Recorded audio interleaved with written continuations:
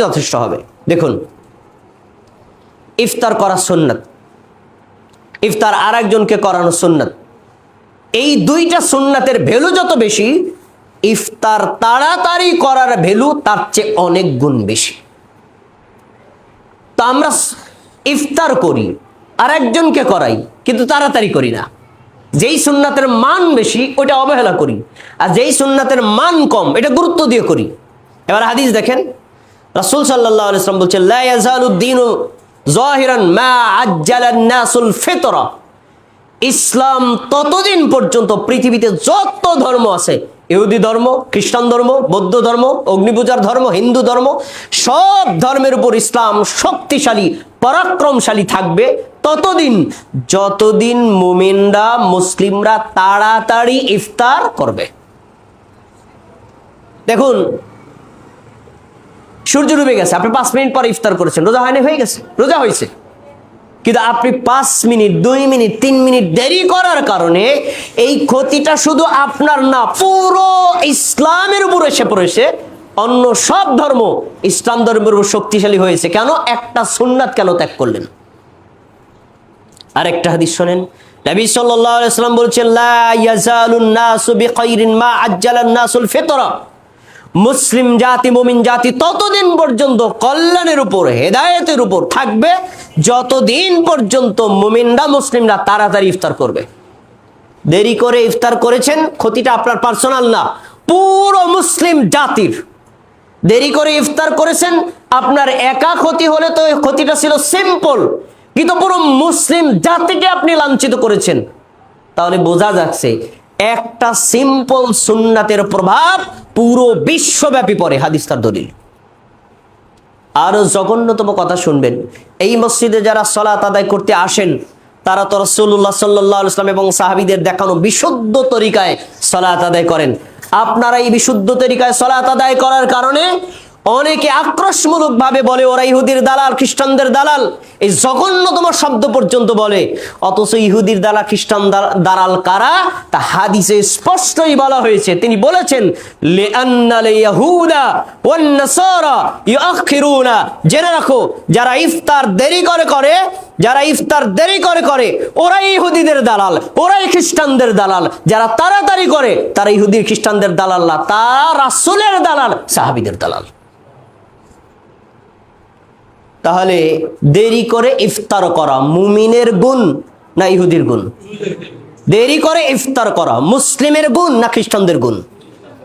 এজন্যই আমরা দেরি করি না, বরং মুমিন মুসলিমদের যে গুণ, সেই গুণ অনুযায়ী আল্লাহর নবী বলেছেন, গাবাতিশ শামসু ফাকাদ আফতারা সায়েম। সূর্যের লাল গোলাকার যখনই ডুবে গেল, ইফতার তখনই করতে হবে রোজাদারের।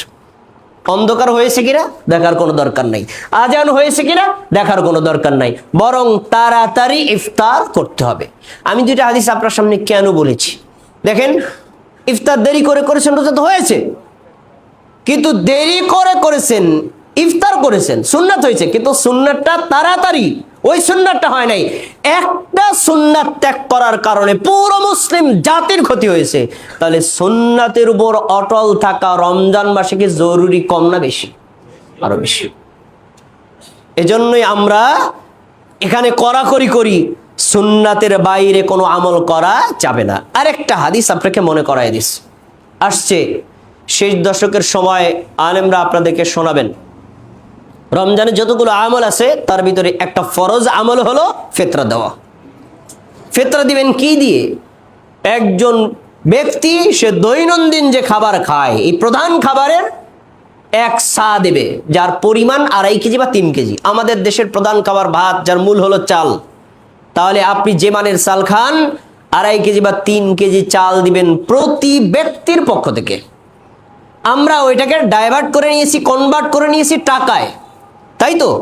আচ্ছা, মুআবিয়া রাদিয়াল্লাহু তাআলা আনহু যখন খলিফা হলেন, মসজিদের মেম্বারে তিনি খুতবারত অবস্থায় সাহাবীদের সামনে বলছেন, আমি সিরিয়ায় থাকি, সিরিয়ায় গম হয়, মদিনায় গম কম হয়, মদিনায় খেজুর বেশি হয়।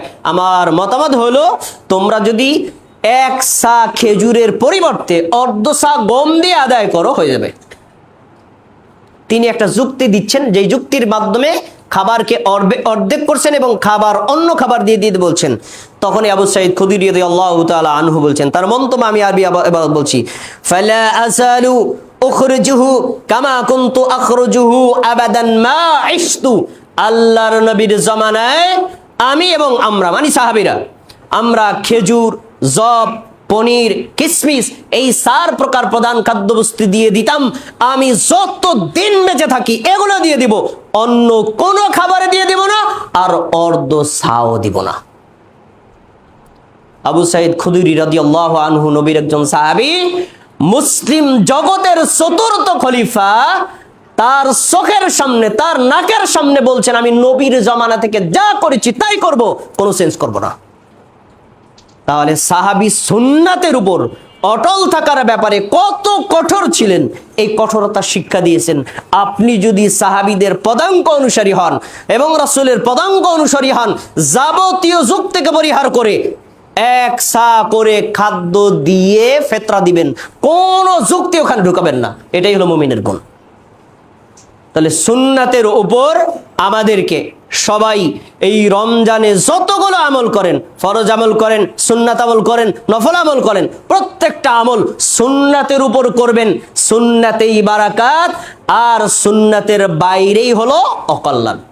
আল্লাহ তাবারাকা ওয়া তাআলা আমাদেরকে যাবতীয় আমলগুলো সুন্নাতের উপর অটল থেকে ঈমানের সাথে, ইহতিসাবের সাথে আমল করার তৌফিক দান করুন, আমিন। আল্লাহ আপনি আমাদের জুমার খুতবাকে কবুল করে নিন, আমাদের সালাতকে কবুল করুন।